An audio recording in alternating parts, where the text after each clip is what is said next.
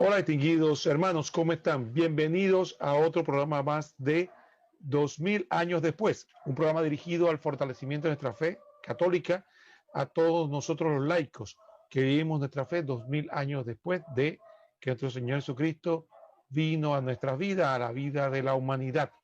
Dicho esto, vamos a iniciar propiamente el programa y es un honor para nosotros estar aquí con un invitado que probablemente ya ustedes conocen porque nos acompaña en otras ocasiones, Eric Barba. ¿Cómo está, Eric? Bien, gracias a Dios, señor Roquel. Es un honor estar aquí con usted y con todos los petevidentes, compartiendo un día más en este canal tan maravilloso de la Santa Iglesia Católica. Muy bien, Eric. Sin más preámbulo, vamos a iniciar en materia. Hoy queremos hablar de la Eucaristía. Y obviamente queremos pensar, como siempre hacemos, que nosotros no nos estamos refiriendo al católico formado, sino que estamos hablando del católico de la calle. Un católico que decimos nosotros de a pie, que a veces va a misa, a veces no va, o va solamente a los funerales y matrimonios, y que, bueno, tiene un recuerdo vago de lo que es su fe, y es importante que tal vez a través del conocimiento de la misma pueda volver a sus orígenes, que es volver a su casa, la Iglesia Católica. Y hoy queremos hablar de la Eucaristía. Entonces, cuando uno escucha la palabra Eucaristía, le pueden venir muchos pensamientos. Entonces, ¿qué es la Eucaristía para nosotros los católicos? Sí, bastante interesante, ¿verdad, señor Roquel? Para nosotros los católicos debemos preguntarnos qué es la Eucaristía, y es que es un tema bastante maravilloso el del día de hoy. La Eucaristía no es, es más y nada más y nada menos que el más encumbrado y excelente de todos los sacramentos. ¿Por qué? Porque los otros sacramentos de la Iglesia, que son 7, recuerden, contienen virtudes de Cristo. Sin embargo, la Eucaristía contiene a Cristo mismo. Por eso es el más encumbrado y excelente de todos los sacramentos. La Eucaristía para nosotros los católicos es un sacramento de la nueva ley, o sea, la ley de la gracia, instituido por nuestro Señor Jesucristo, en el cual se contiene verdadera, real y sustancialmente el cuerpo, la sangre, el alma y la divinidad de nuestro Señor bajo las especies o apariencias de pan y vino. Y ustedes pueden estar preguntándose qué significa eso de especies o apariencias de pan y vino. Pues bien, así mismo como hablé que se mantienen el cuerpo, la sangre, el alma y la divinidad de nuestro Señor bajo las apariencias o especies de pan y vino, cuando hablamos de especies o apariencias, estamos hablando del color, del sabor, del tamaño, etcétera. Y es por eso que no podemos percibir con nuestros sentidos aquí, materiales, la presencia de nuestro Señor de esa manera. Pues bien, nuestro Señor Jesucristo, ¿dónde instituyó este sacramento? Y por eso es importante para nosotros. Podemos ver rasgos ya de la institución, por supuesto, en los evangelios. Sin embargo, desde San Juan capítulo 6 y San Pablo también que lo confirma en 1 Corintios 10 y especialmente en Corintios 11, vemos reflejada esta enseñanza de nuestro Señor Jesucristo. ¿Y qué más? Nosotros como católicos, ¿por qué es importante este sacramento? Porque sabemos que Jesús no se equivoca, sabemos que Jesús es Dios, que no nos miente y que Él tiene el poder para hacer lo que dice.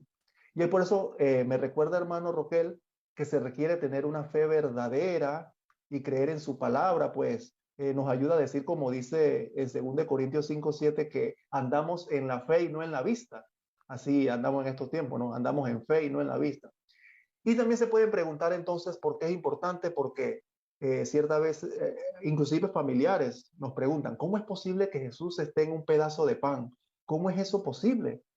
Eh, y de verdad esta es una pregunta bastante interesante porque el todopoderoso Dios que hizo el universo de la nada, ¿cómo podríamos dudar o disminuirle poder diciéndole que no es capaz de hacer lo que dice cuando lo dice, ¿no? Yo le preguntaría a esa persona en qué Dios está creyendo. porque para el Dios verdadero, el Dios de la Sagrada Escritura, el Dios que creemos los católicos, para él nada es imposible, y así lo dice Lucas 1:37, que para Dios nada es imposible. Y para terminar, eso de que posiblemente pueda haber algunos hermanos, inclusive he escuchado yo algunos, de dudar de la presencia real de Cristo en la Eucaristía, cuando él dijo, esto es mi cuerpo, esta es mi sangre, es igual a la duda que tenían los israelitas en el desierto, cuando fueron liberados de Egipto y el Señor les prometió carne para comer. Y tanto fue así, hermano Roquel y queridos hermanos, que el Señor se irritó. Y se irritó tanto que en el libro de los Números dice esa frase interesante cuando dijo el Señor a Moisés, ¿acaso hay límites para el poder del Señor? Como reclamando a los israelitas, porque los israelitas estaban diciendo, quiero comer carne, queremos comer carne. Y el Señor se irrita y le dice, ¿acaso hay límites para el poder del Señor? Enseguida verás si se cumple lo que acabo de decir o no. Eh, Así sucede de repente en estos tiempos, lastimosamente, ¿no? Por eso es importante para nosotros los católicos tomar esta enseñanza de manera seria y directa, y enseñarle a los hermanos que están un poquito alejados de la fe, que no se pierdan de este manjar maravilloso, un manjar del cielo maravilloso que nos alimenta el alma de una manera poderosa si tenemos las disposiciones del alma de la manera adecuada, ¿verdad? Y con eso ese es un buen comienzo sobre la pregunta. ¿Qué es la Eucaristía para nosotros los católicos? Lo más maravilloso del mundo, algo súper espectacular.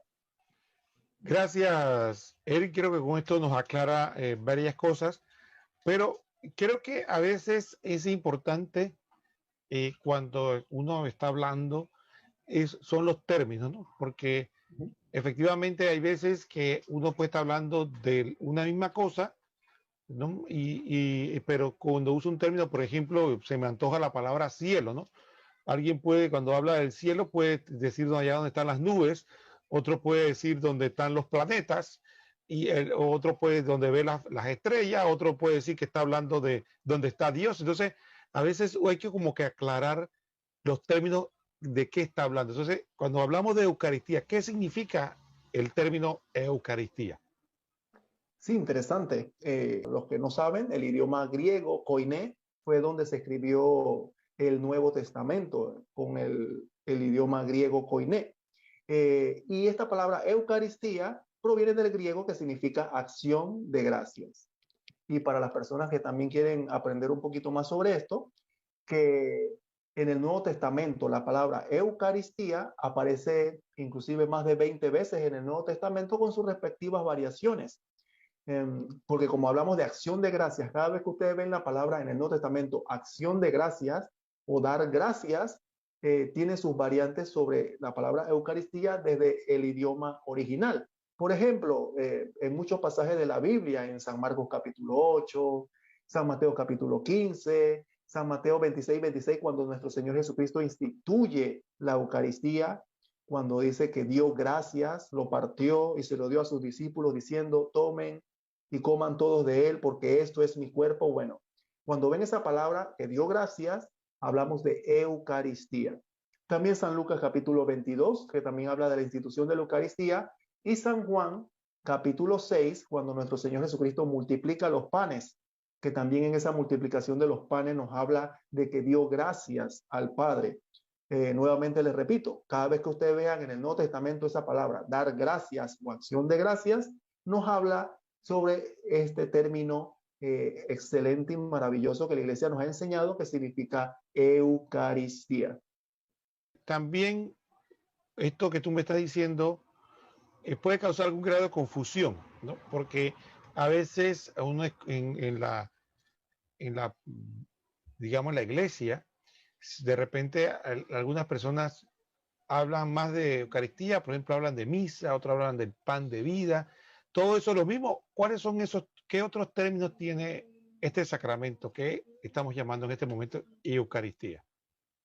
Sí, ciertamente a lo largo de todos estos siglos, la iglesia ha tenido distintos nombres sobre este maravilloso sacramento y uno de esos términos es el que acabamos de decir, que se llama Eucaristía.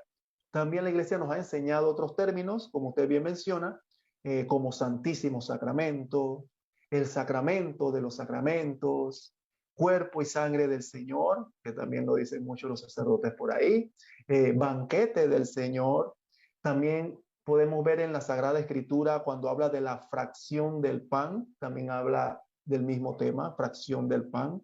También se le llama la Eucaristía memorial, se le ha llamado también o se le llama santo sacrificio, santa y divina liturgia, la sagrada comunión y como usted bien mencionó también esa palabra, la santa misa, etcétera. Hay muchos nombres con que se le conoce a este hermoso sacramento y que la Iglesia a lo largo de 2000 años nos ha enseñado todos estos términos que son maravillosos para aprender, maravillosos para disfrutarlo y para comprender este misterio de amor tan espectacular que es la Santa Eucaristía para nosotros los católicos. Haciendo un breve resumen, podemos decir primero que sabemos que hay lo que llamamos nosotros la Eucaristía.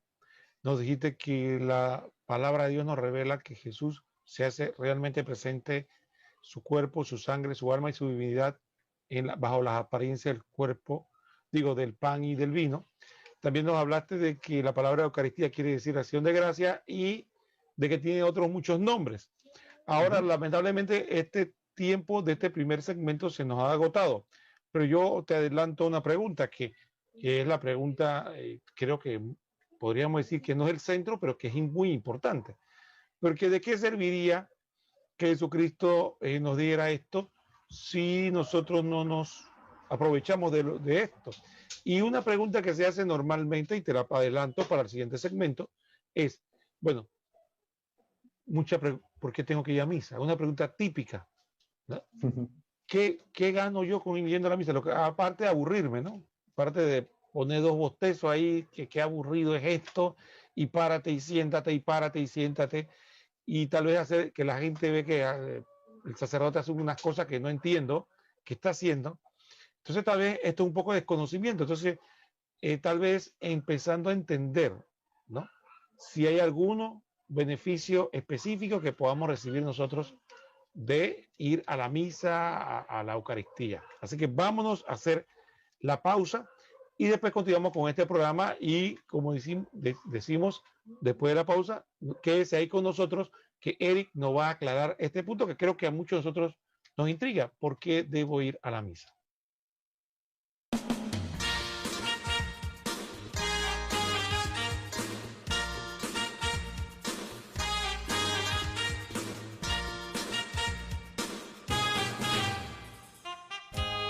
¿Cómo están? Bienvenidos nuevamente a este su programa 2000 años después. Estamos con nuestro amigo y hermano Eric Barba, que nos está hablando sobre la Eucaristía, nos está haciendo catequesis, nos está formando sobre este tema que es muy importante para nosotros los católicos.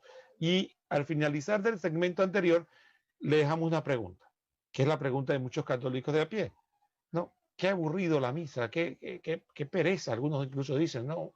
Que me aburro. La verdad no le veo qué gano, sobre todo, y esto lo pongo como pregunta, ¿no? Porque no me emocioné. Tal vez voy a otro lado y me emociono y entonces ahí sí sentí que pasó algo, pero acá como que no pasa estas cosas. Entonces la pregunta sería, ¿qué gano yo con ir a la misa o participar de la misa, Eric? Sí, esta pregunta es muy importante porque sucede mucho. Esto es algo muy común en nuestro diario vivir de la iglesia. Muchas personas no comprenden la magnitud de las bondades de Dios a través de la Santa Eucaristía. Y lo importante es ayudar a esos hermanos que comprendan las maravillas de Dios a través de la Santa Eucaristía. Que Cristo no solo murió por nosotros en la cruz, sino que aparte de eso, aún más que eso, se dona completamente y se queda con nosotros a través de la Santa Eucaristía. Su cuerpo, sangre, alma y divinidad se queda con nosotros. Por eso dijo nuestro Señor en San Juan capítulo 6, el que come mi carne y bebe mi sangre tiene vida eterna. El que come mi sangre, come mi carne y bebe mi sangre permanece en mí y yo en él. Así que qué mejor unión con nuestro Dios Todopoderoso, con nuestro Señor Jesucristo, cuando Él dice que el que me come permanece en mí y yo en Él. Eso es maravilloso. Por ende, como preámbulo de esta pregunta, ¿Qué beneficios tiene la Eucaristía? Pues muchos, siempre y cuando la persona tenga disposición del alma de recibir a nuestro Señor, las disposiciones necesarias que la Iglesia nos enseña, por supuesto estar libre de pecado o conciencia de pecado mortal, y por supuesto no ir a la misa como usted bien menciona, nuestro hermano Roquel, con pereza, que hay para qué estoy aquí. Eso ya nos indispone para recibir gracias de Dios. Por eso que tenemos que ir con la mejor disposición. Y es por eso que el cristiano que se acerca a la Santa Comunión lleno del temor de Dios, con fe, interesante, con devoción, con suficiente preparación para eso, se hace merecedor de incontables dones y beneficios espirituales. Que yo puedo ser testimonio de eso porque de verdad es importante todo eso.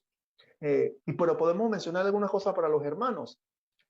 Por ejemplo, ¿qué beneficios tiene ir a la Eucaristía o estar con la Eucaristía con nuestro Señor Jesucristo? Acrecienta nuestra unión con Cristo. Esa es una de las primeras, lo que acabo de decir, porque nuestro mismo Señor Jesucristo lo dijo, que quien come mi carne y bebe mi sangre está en mí o permanece en mí y yo en él. Por eso acrecienta nuestra unión con Dios. Al comulgar recibimos a Jesucristo de una manera real y sustancial. Y esto es una unión real, no es una unión ficticia. Por eso nuestro Señor Jesucristo nos lo dijo en la Sagrada Escritura. No es ni un símbolo ni un buen deseo, por decirlo así, ¿no? Porque el sacramento de la Eucaristía es una unión íntima con Dios y nos llena de su gracia. Por eso es muy importante. ¿Qué más podemos decir? Nos perdona los pecados veniales. Interesante. Nos perdona los pecados veniales. Porque para recibir a Jesús es indispensable estar en estado de gracia. Y al recibirlo, hermanos, la presencia de Dios dentro de nosotros hace que se borren las pequeñas faltas que hayamos tenido contra Él. Y recibimos la gracia, por supuesto, de alejarnos de los pecados mortales. Y esto es muy importante. Nos aleja de los pecados mortales. Eh, ¿Qué más podemos hablar de la Santa Eucaristía? Fortalece la caridad, que a veces en la vida diaria se nos pierde un poco la caridad, ¿no? Esa ayuda a los hermanos y ese vivir por el amor a los demás. Porque el pecado, hermanos, aunque ustedes no lo crean, debilita la caridad, debilita el amor hacia los demás, porque puede hacernos vivir o creer en un amor como Jesús, como que no vale la pena, ¿verdad? Muy interesante todo eso. ¿Qué otro beneficio tiene la Eucaristía? Porque son muchos, solamente vamos a mencionar algunos más.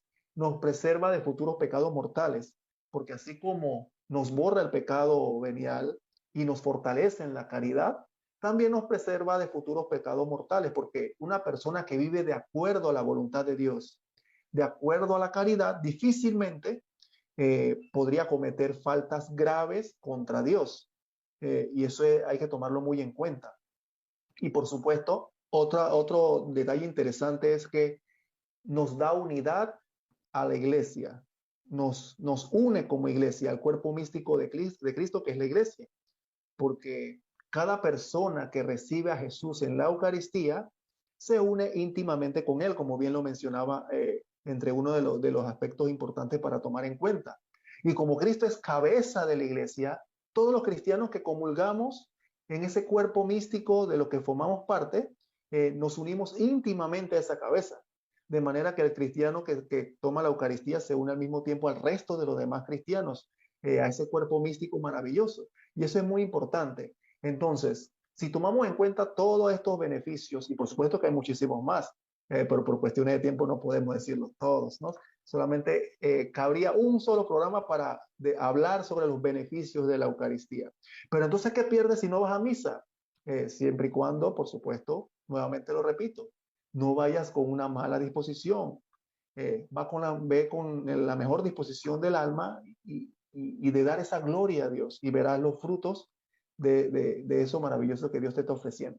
¿Qué pierdes si no vas a misa? Por supuesto, pierdes la ocasión de ver personalmente a Cristo, autor de la vida espiritual, pierdes el aumento especial de recibir gracias santificantes para tu vida, pierdes la gracia sacramental a la que tienes derecho en tiempo de las tentaciones, pierdes también una preciosa oportunidad de borrar tus pecados veniales, porque pecamos todos los días. No recuerdo qué santo señor Roquel nos decía o qué persona en la iglesia nos enseñaba que por lo menos, dicen, por lo menos una persona puede pecar hasta 40 veces al día. pecados veniales, ¿no? Algo así decían. Interesante eso cuando yo lo escuché. También, ¿qué pierdes cuando no vas a misa? Pierdes la influencia amortiguadora de las pasiones, porque la Santa Eucaristía te hace mantenerte coherente en contra de las tentaciones del mundo, ¿no? También pierdes los gozos espirituales que se pueden ocurrir a través de la Eucaristía y, por supuesto, eh, hay muchas cosas más, por supuesto, como no ayudar a nuestros hermanos, a nuestras almas de nuestros hermanos que se encuentran en el purgatorio, porque necesitan de nuestra ayuda y qué mejor ayuda que una oración con el cuerpo místico de Cristo, una oración tuya, hermano, para poder ayudar a esas almas que salgan del purgatorio y puedan estar en la presencia de Dios en el cielo, eh, con tu ayuda y tu oración, eh, que si no vas, se pierde esa oportunidad, ¿no? Y muchas cosas más. Hay muchas cosas más que podemos hablar sobre este tema, sobre beneficios de la Eucaristía y qué pierdes si no vas a misa, que también son muchas pérdidas si tú no vas frecuentemente a la Santa Eucaristía, hermano Roquel. Gracias, Eric, por excelente explicación. Bueno, pero también hay una cosa que me queda en el tintero y es la siguiente.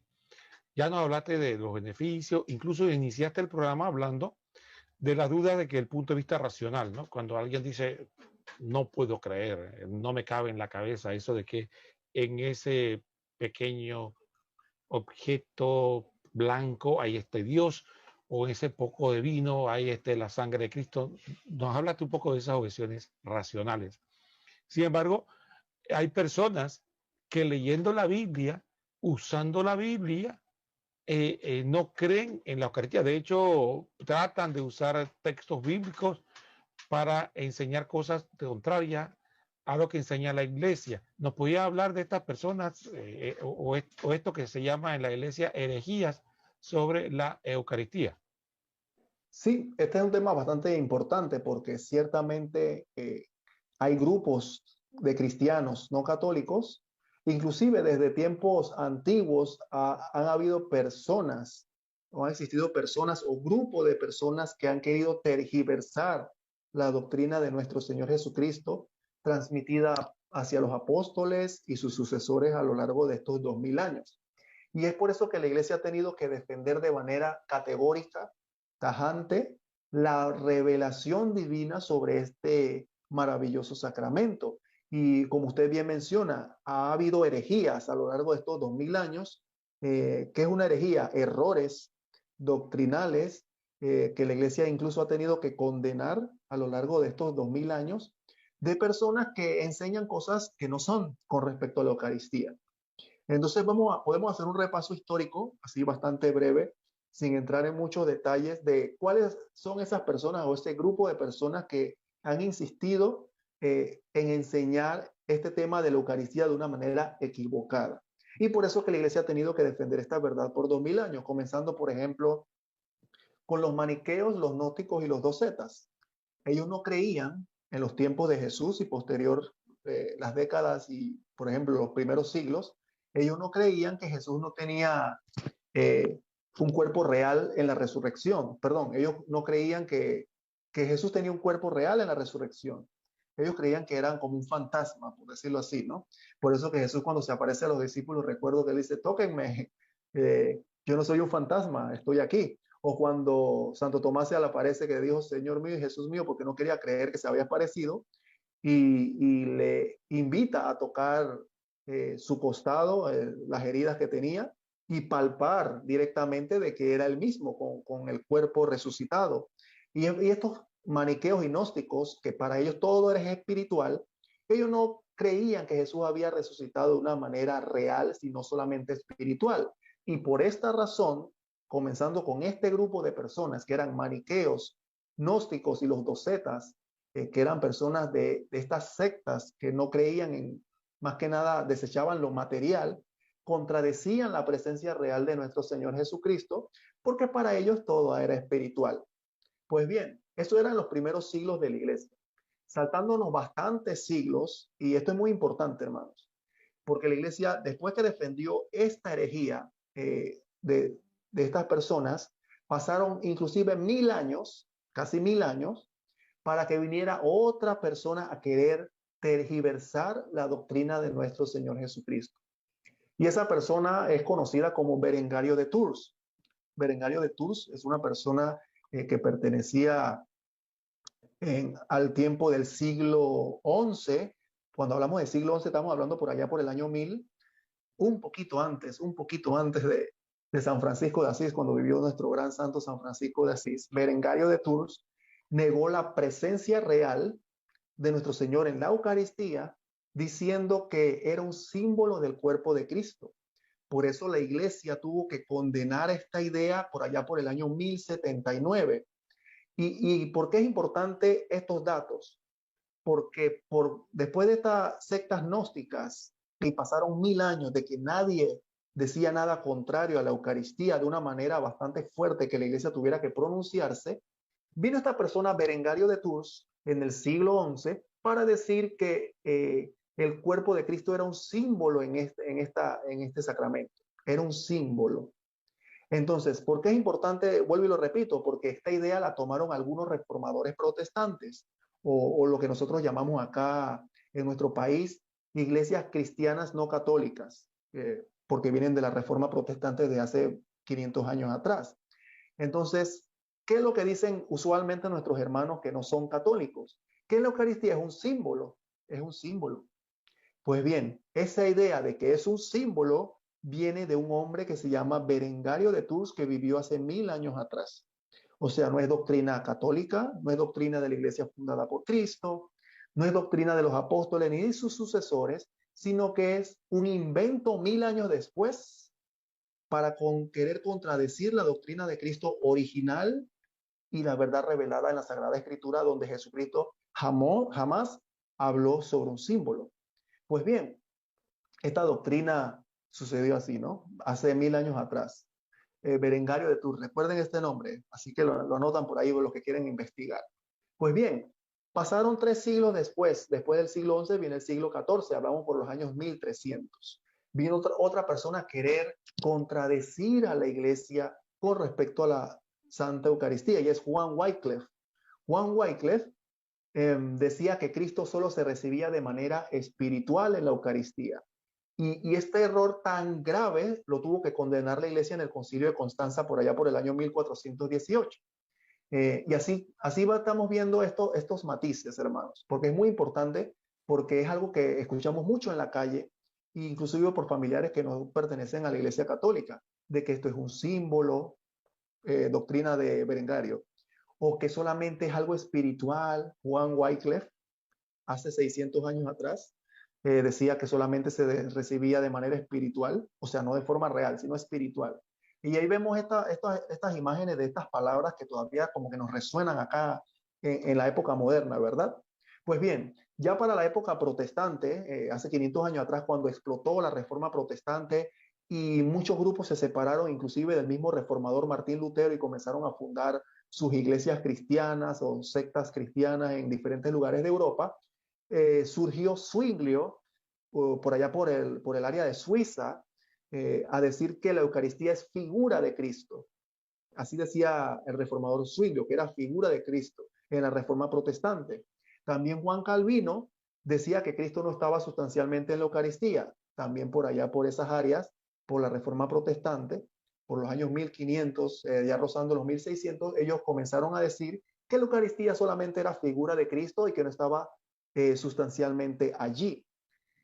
A lo contrario de Martín Lutero, también en la Reforma Protestante, otro nombre a tomar muy en cuenta, el iniciador de la Reforma Protestante, que es donde se derivan todas estas iglesias cristianas no católicas desde hace 500 años para acá. Él no estaba tan de acuerdo con estas personas en decir que solamente era un símbolo o que era solamente figura de Cristo o este tipo de cosas, ¿no? Él por lo menos mantenía algo de lo que hablaba la Sagrada Escritura, y para no contradecir la Sagrada Escritura, porque Jesucristo era muy tajante en decir que su cuerpo y su sangre era real en el pan y el vino, él decía que Jesucristo estaba con el pan y el vino en la Eucaristía. Es lo que él llamaba consubstanciación para ese tiempo. Era un término teológico que se usaba para ese tiempo. Él le decía consubstanciación. Consubstanciación quiere decir que está con la sustancia de Cristo. ¿Y qué estaba con la sustancia de Cristo? Pues el pan y el vino. Otras personas le llaman empanación. Es como si, ¿cómo podemos decirlo, hermano Roquel? Como si Jesucristo estuviera en un sándwich, estuviera el pan, el vino y Jesucristo en el medio así, y así tomaban el cuerpo y la sangre de Cristo para ese tiempo. Esa es otra doctrina equivocada, porque Jesucristo jamás dijo que estaba con. Jesucristo fue bien enfático en decir, esto es mi cuerpo. Él nunca dijo palabras como, esto está con mi cuerpo, o yo estoy con el vino, o yo estoy con el pan, esto es mi cuerpo. Él dijo, es, el verbo ser, esto es mi cuerpo, este es mi sangre. Y por ende, también la iglesia no estuvo para nada de acuerdo en este tipo de interpretaciones nuevas que suceden incluso hoy en día, ¿sí? Sí, que ciertamente todas estas palabras que he dicho de todos estos reformadores aún se mantienen hasta el día de hoy en ambientes no católicos. Es decir, como resumen, que la Eucaristía es un símbolo, que solamente es algo espiritual, o que Jesucristo está también con el pan y el vino. Todos estos son errores doctrinales graves que la iglesia ha condenado y ha tenido que rectificar y enseñar a las personas que no procede de esa manera, sino como lo ha enseñado la iglesia por 2000 años de manera real y excelente, que inclusive se encuentra en nuestro catecismo. Adelante, hermano Roquel. Gracias, Eric. Y bueno, ya lamentablemente el tiempo en este segmento se nos acabó. Sin embargo, como siempre, te adelanto otra pregunta. Fíjate, a lo largo de la historia y sabemos que Jesucristo nos reveló, esto es mi cuerpo, esta es mi sangre. Pero como tú muy bien dijiste al inicio, el que ha tenido la oportunidad de comulgar sabe, prueba, si ha probado el vino, dice esto sabe a vino, y si le dan otra copa de vino parecida, o sea, del mismo vino, que no está consagrado, dice sabe igual, huele igual. Prueba una, por ejemplo, lo que llamamos nosotros una forma que está consagrada, que ya es el cuerpo de Cristo, y otra que no está consagrada, y la prueba a la vez, dice, no encuentro diferencia en el sabor ni en el olor. Entonces, a lo largo de los siglos se ha tratado de explicar eso. Y para ello se ha usado una palabra que tal vez muchos no conocen, que es transustanciación. Y bueno, Eric en el siguiente segmento nos va a explicar qué es eso de transustanciación y tal vez nos va a aclarar eso de por qué me huele igual y me sabe igual, pero dice que ahí está Cristo. Así que vámonos a la pausa y después volvemos.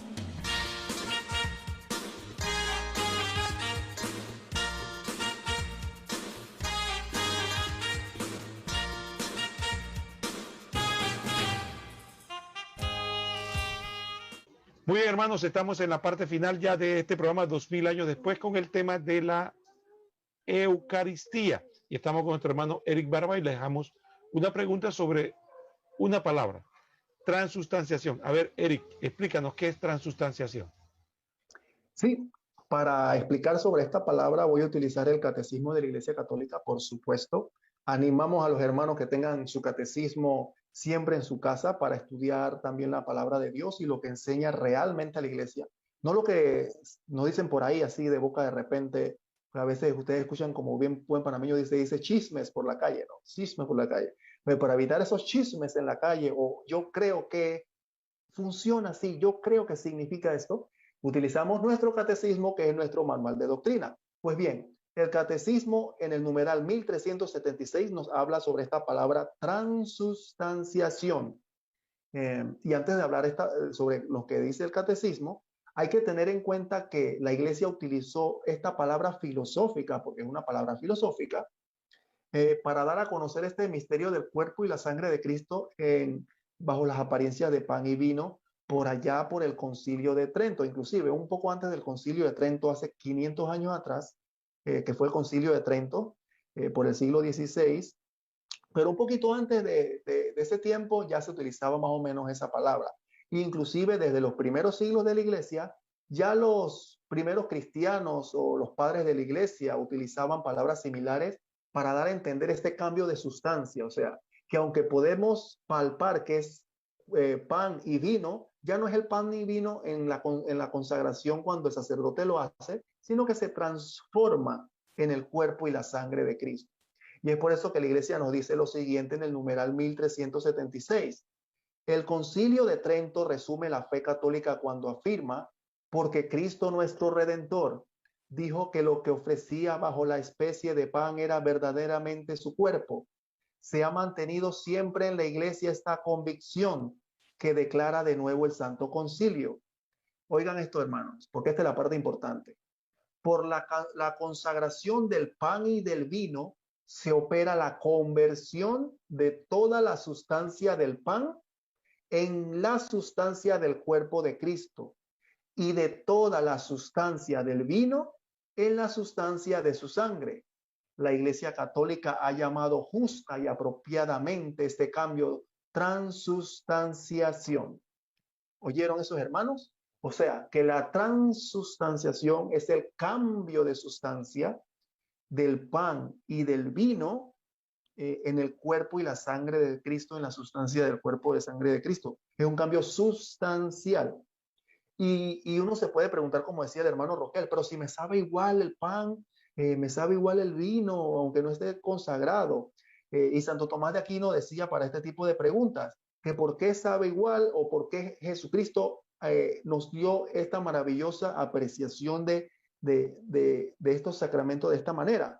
Y Santo Tomás de Aquino responde que es para no causar repugnancia a los sentidos, porque ciertamente cuando los primeros cristianos celebraban la Eucaristía, los paganos se quejaban de los cristianos de que comían cuerpo y sangre humanas, o sea, que comían carne real de un humano que están mordiendo por ahí, eran caníbales, por decirlo así, ¿no?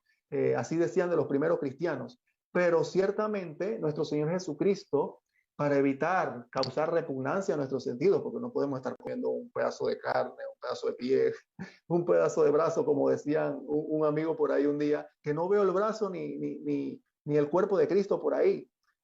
Ciertamente, nuestro Señor Jesucristo, al ser Dios, hizo lo mejor para nosotros, para no causar repugnancia a los sentidos, así como enseña el santo doctor angélico, Santo Tomás de Aquino.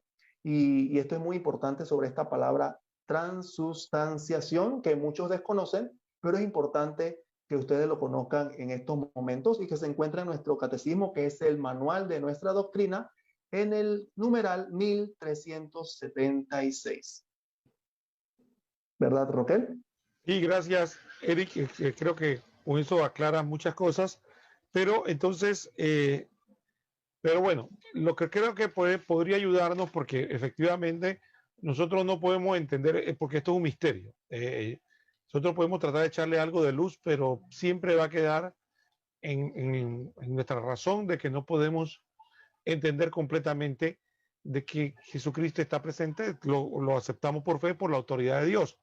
Pero creo que ayudaría a muchos pensar de que no se trata de un invento de ahora, como que hace poco, hace unos 100, 200, 300 años, los cristianos creen eso, sino que desde siempre, desde los inicios, no solo los apóstoles, no solo en la Biblia, sino a lo largo de la historia de la iglesia, se ha creído eso.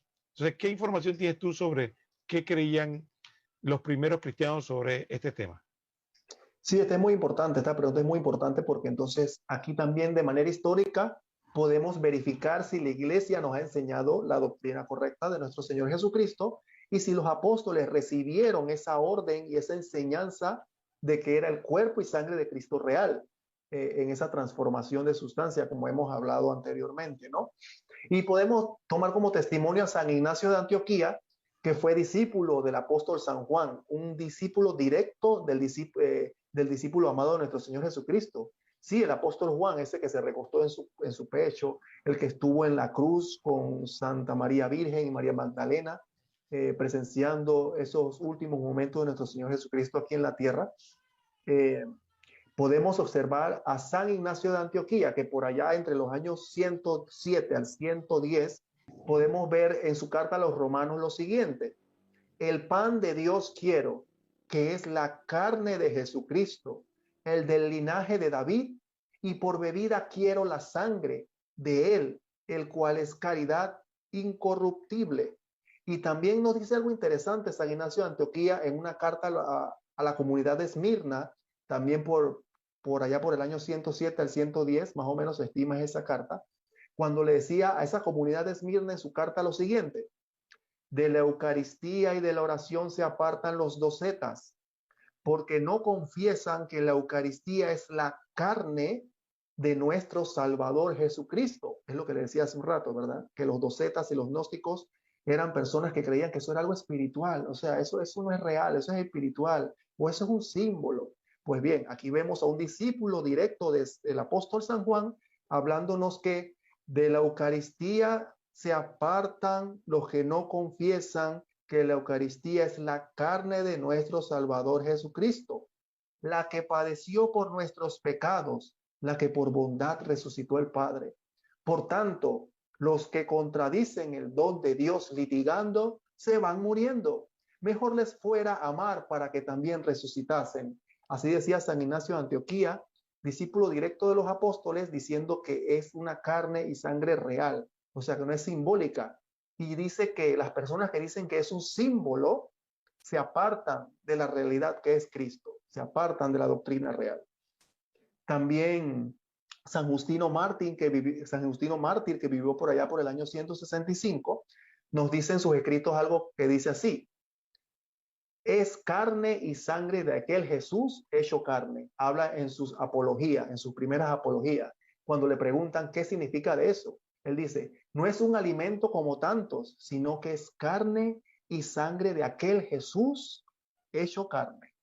Es interesante estos testimonios de hace 1900 años, hermanos, porque desde hace 2000 años, desde que nuestro Señor Jesucristo vino a la tierra, dejó esta enseñanza a los apóstoles, ellos transmitieron la realidad de la Eucaristía y asimismo lo transmitieron a sus sucesores a lo largo de los siglos. Y aquí vemos estos dos ejemplos, por ejemplo, de San Ignacio de Antioquía y de San Justino Mártir, personas que vivieron antes del año 200, para enseñarnos de que de verdad es el cuerpo y la sangre de Cristo nuestro Señor. Y así podemos seguir nombrando a San Agustín por el siglo IV, a San Gregorio de Niza también por el siglo IV, a San Jerónimo también, el que tradujo los primeros escritos del hebreo y griego al latín, lo que llamamos la Vulgata latina, y muchos santos más que nos han enseñado por estos 2000 años lo maravilloso que es recibir de manera real y sustancial el cuerpo y la sangre de Cristo, y que no es ni un invento de la iglesia ni nada por el estilo, ¿verdad, señor Roquette?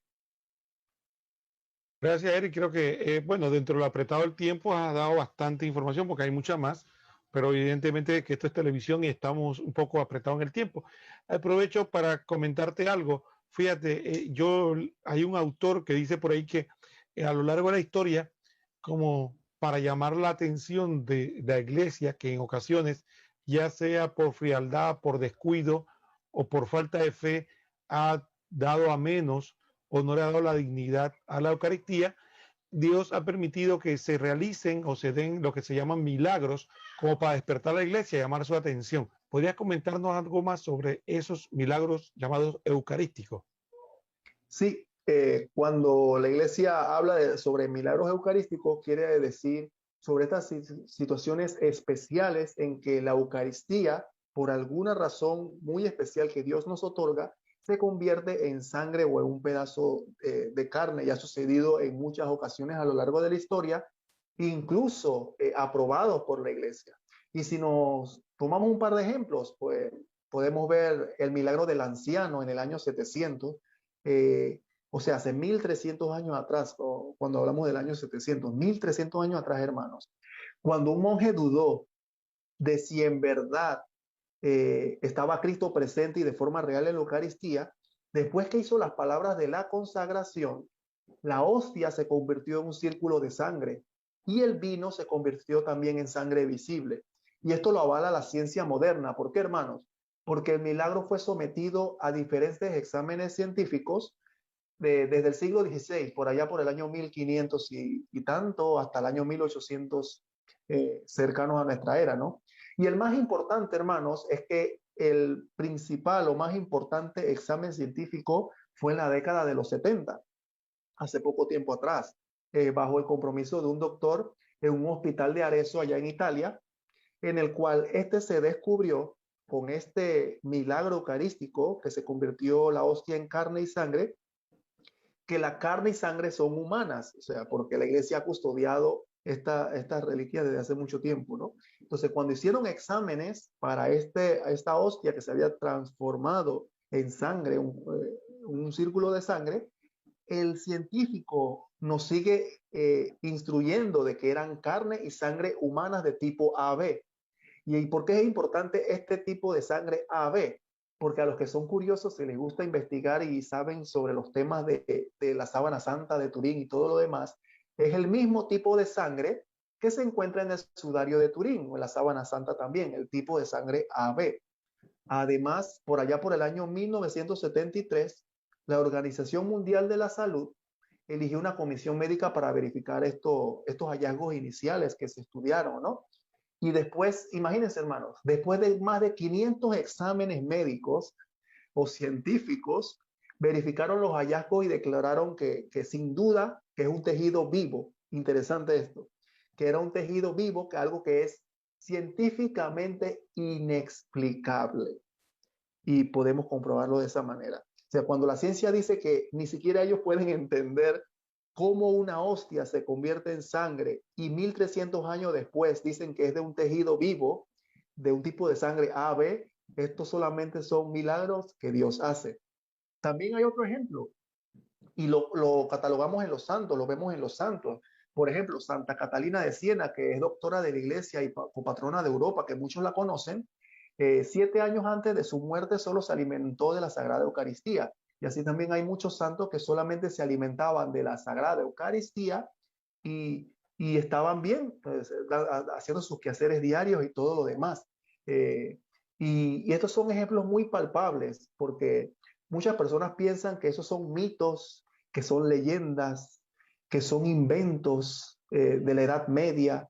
Sin embargo, la Organización Mundial de la Salud y científicos incluso de nuestra época, cuando hacen estos estudios de estos milagros eucarísticos, como se llaman, no pueden dar una explicación que satisfaga sus necesidades como científicos, ¿no? Porque los científicos solamente están por querer responder todo, pero hay cosas que sobrepasan este espacio natural. Y es por eso que podemos hablar de estos milagros de forma real, concreta, y que no son ningunos inventos, sino que son demostraciones del poder de Dios en su iglesia y demostrarnos a nosotros de que esto es algo maravilloso y este es un sacramento tan espectacular que necesitamos alimentarnos del cuerpo y la sangre de Cristo para tener esa fuerza para seguir combatiendo los quehaceres diarios.